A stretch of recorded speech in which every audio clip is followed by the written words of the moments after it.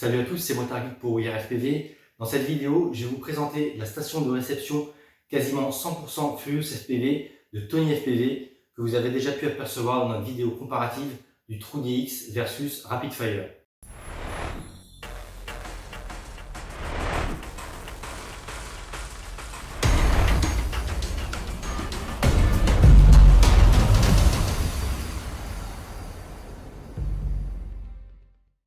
Donc déjà, avant tout, à qui s'adresse ce type de station de réception? Je dirais principalement ceux qui ont envie de faire du long range, tout simplement parce que c'est un peu encombrant, ça demande un certain temps d'installation. Après, ceux qui ont la chance de voler chez eux, qui peuvent le garder comme ça, qui le sortent, qui le posent et qui volent, c'est le cas de Tony, de temps en temps qui vole depuis chez lui, c'est super pratique. Ça permet également à ceux qui volent assis dans une chaise, donc plus bas, de porter les antennes un peu plus haut et d'avoir un meilleur signal. Donc voilà, ça va vraiment être fonction de l'usage de chacun et également du budget parce que vous allez voir quand même que c'est pas donné.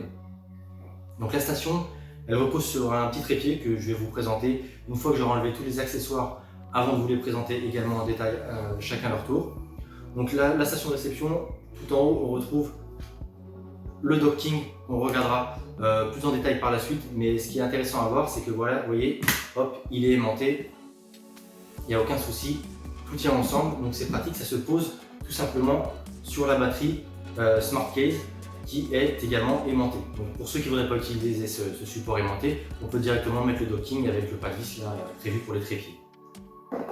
Ensuite, en dessous du docking, on retrouve une Smart Case à venir poser sur le petit support aimanté également. Et donc comme je vous le disais, si on veut utiliser le docking directement, c'est pas sur ce support parce que c'est pas la bonne polarité, donc là on peut pas le brancher ou ça se met de travers et ça tient vraiment pas bien. Ensuite, on retrouve donc là le petit support aimanté. Donc là, on a ce qui est assez classique sur les trépieds. Le verrou n'est pas le même en fonction des trépieds. Là, c'est une petite vis, c'est rapide à enlever. On a juste là la vis et on peut enlever donc le support aimanté pour venir mettre directement à la place le docking. Donc ça, c'est classique, c'est du trépied d'appareil photo. Donc il n'y a rien d'extraordinaire. Donc ensuite sur le trépied, Tony, qu'est-ce qu'il a fait? Voilà, il a mis un écran et pas des moindres. Pour moi, c'est un des meilleurs du marché en termes de FPV, c'est celui du Transformer HD avec lequel je vole à chaque fois que je vole. Donc pareil, c'est amovible.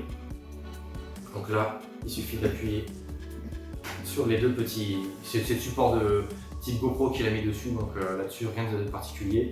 Mais voilà, on range ça dans une boîte, on l'utilise ou pas. Nous qui l'avons utilisé là pour voler en groupe lorsqu'on faisait les tests des Furious FPV et de la station en elle-même, c'est vraiment sympa d'avoir une belle image pour regarder les potes voler. Seul petit accessoire que je pense qu'il pourrait rajouter dessus, et surtout qu'il a une imprimante 3D, c'est un petit pare-soleil parce que dès que c'est un peu en contre-jour, on voit quand même un peu moins bien. Donc là, il y a le support de GoPro, c'est pas vendu avec le trépied. Le trépied, c'est un bon photo qu'on retrouve pour une cinquantaine d'euros sur Amazon. Il est super pratique, la boîte n'est pas grande quand on arrive à le plier correctement. Il est surtout super léger. Donc là, on peut monter un premier niveau et il y en a un deuxième si on dévisse ici. Voilà, donc on peut aller assez haut. Je ne sais même pas si ça rentre dans le cadre de mon objectif. Quoi qu'il en soit, voilà. Et pour le replier, c'est pareil, c'est très simple. Hop, il y a un petit clipet là. Ensuite, il y a un verrou là. Et voilà, on vient le replier vers le haut. Et pareil pour les trois pieds. Hop. C'est vraiment très simple d'usage et pour le déplier, voilà, on fait ça, ça vient se verrouiller à la hauteur qu'on veut, enfin à l'écartement des trois pieds qu'on veut. Il y a un des trois pieds où on a une poignée, ceux qui vont s'en servir à autre chose qu'un support au sol. Et c'est assez classique. Donc, ensuite, on a voilà, 3 niveaux pour allonger les pieds, donc c'est relativement grand.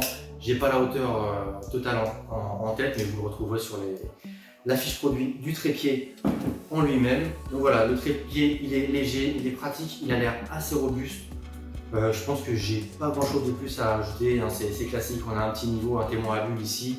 Le bouton ici, pareil, le pas de vis sert à venir incliner l'ensemble. Si on est sur un terrain pas plat, qu'on n'a pas réussi à s'en sortir avec la hauteur des trois pieds pour faire un truc bien orienté comme on veut, voilà, on peut facilement ensuite l'orienter et le verrouiller. Après pareil, de l'autre côté ici, on a une petite vis qui permet de venir tourner dans ce sens-là. Enfin voilà, c'est un trépied très complet, mais c'est pas sur celui-ci qu'on va s'attarder dans cette vidéo, c'est plutôt sur tous ces accessoires.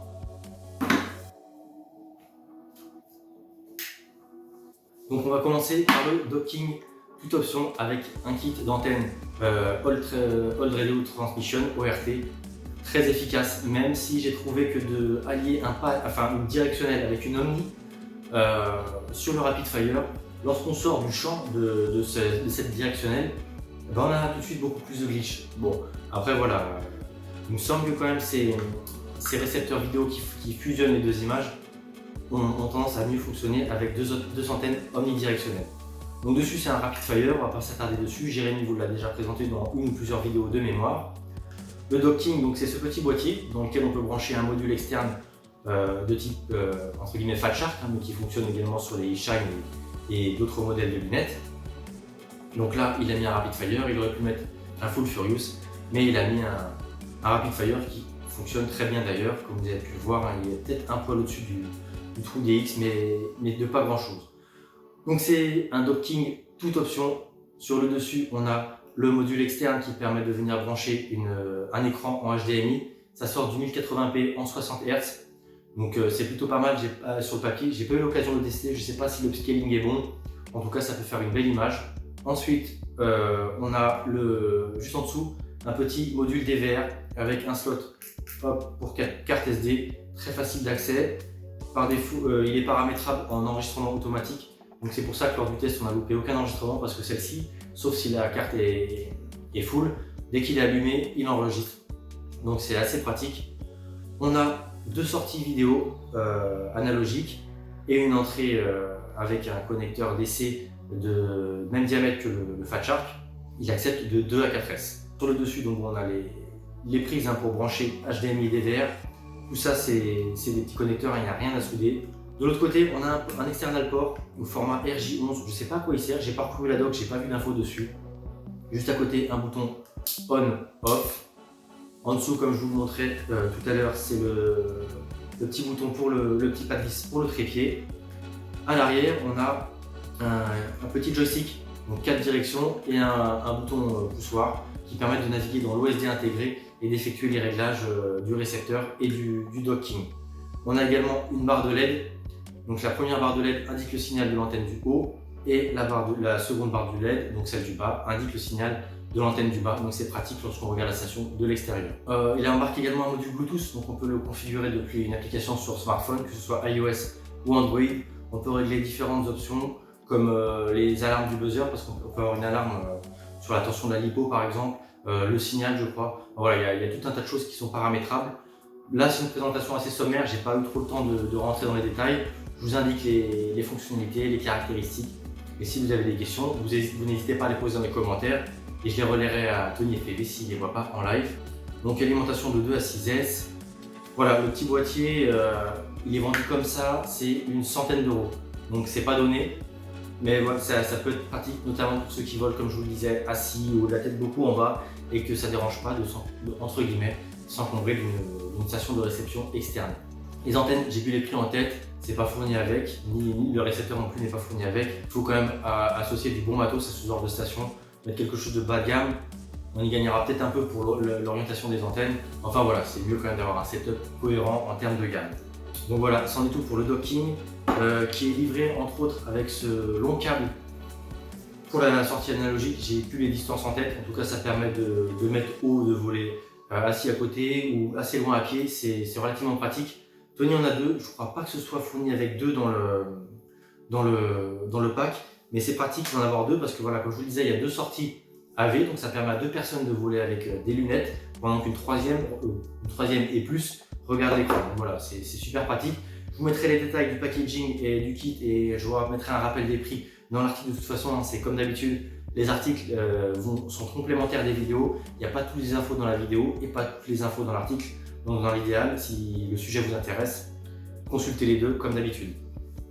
Donc ensuite, on a la Smart Case, la Philips FPV Smart Case avec dedans deux batteries au format 18650 qui sont, je ne sais plus si c'est fourni avec, en tout cas la case elle est vendue une trentaine d'euros. On a deux petites vis pour venir changer les piles si besoin.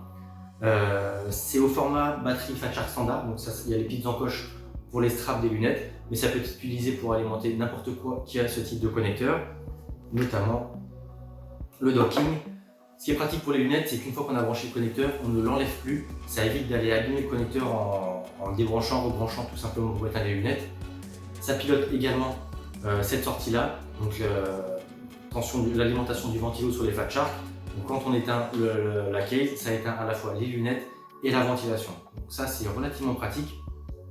Les lunettes, on a dessus un bouton simple qui fonctionne par appui court ou appui long et un écran OLED. Donc l'écran OLED, si on l'allume une première fois, on a quelques infos, dont la tension de la batterie. Et si on presse une fois, deux fois, trois fois, on rentre dans le menu de configuration. Et si on maintient appuyé, hop là je l'ai éteint. Si on maintient appuyé, voilà, ça allume la batterie. Et donc sur la batterie, on retrouve différentes infos, comme depuis combien de temps elle est allumée, la température de la batterie, le courant consommé en mAh, la tension, et également un pseudo qu'on peut changer, vous allez voir dans les menus, mais c'est pas très pratique. D'ailleurs, Tony a laissé afficher Furious FPV. Donc pour éteindre, on fait un appui long, ça s'éteint. Ensuite, pour rentrer dans les menus, on appuie une fois, deux fois, trois fois, et on est dans les menus. Donc dans les menus, un appui court, ça valide, et un appui long, ça change d'option. Donc là, on est sur Exit. On peut passer à la configuration de l'alarme de faible tension, donc on clique une fois. Et moi, comme je ne vais pas changer, c'est à 7,2 volts. Je fais un clic long pour aller sur le bouton suivant. Donc là, c'est Exit. J'appuie sur Exit. Appui long, activer le mode HV. Appui long, le courant maximum. Si appui court, on rentre dedans. On est à 2 ampères. Il ne délivrera pas plus de 2 ampères, même si ça tire plus que ça. Appui long, je passe sur le bouton Exit. Ensuite, appui long, les alarmes. Donc on va rentrer dedans. Au bout de combien de temps ça va sonner, puis s'éteindre si on ne fait rien. Donc on a 60 minutes, aucune ou 30 minutes. Là c'est réglé sur 30 minutes. Appui long, exit. Ensuite, appui long, call sign, c'est le pseudo ou le texte qui sera affiché sur l'écran OLED. Je rentre même pas dedans, c'est vraiment pas pratique à régler. Mais voilà, sachez que c'est customisable. Ensuite on a les paramètres de cutoff. Et pour la température, c'est tout simplement l'unité affichée, l'unité de mesure. Donc c'est degrés Celsius ou degrés Fahrenheit. Évidemment, Tony qui est français, hop, il est en degrés Celsius, on sort et ensuite on se retrouve sur le bouton de sortie. Et lorsqu'on sort, on peut soit la laisser s'éteindre, soit rentrer à nouveau dans les menus en appuyant plusieurs fois. Puis une deuxième fois en pression longue, je rentre dedans. J'appuie une fois, puis deux fois, pression longue, il s'éteint. Donc voilà, c'est très simple à utiliser, c'est pratique. Pour ceux qui veulent le remplacer sur les lunettes, sur leur masque comme moi qui est un transformeur HD. J'ai dans mon atelier un cadeau qui m'a été fait par un membre du forum, c'est un petit bouton à plugger sur les batteries Fat Shark d'origine qui font à peu près la même chose sans tout l'OLED et un peu moins d'intelligence. Je m'excuse, j'ai pas encore eu le temps de le monter. J'essaierai quand même de faire une vidéo à ce sujet-là pour ceux qui ont des batteries et qui veulent quand même mettre un simple cutoff, ne pas s'encombrer avec un petit écran OLED et des choses qui coûtent un peu cher. Et voilà, ça reste pratique. Le petit boîtier intelligent pour les batteries 18650 qui alimentent les lunettes et masques. Dernière chose, c'est fourni avec ce petit adaptateur qui vient se brancher tout simplement sur le cordon, le câble de balance.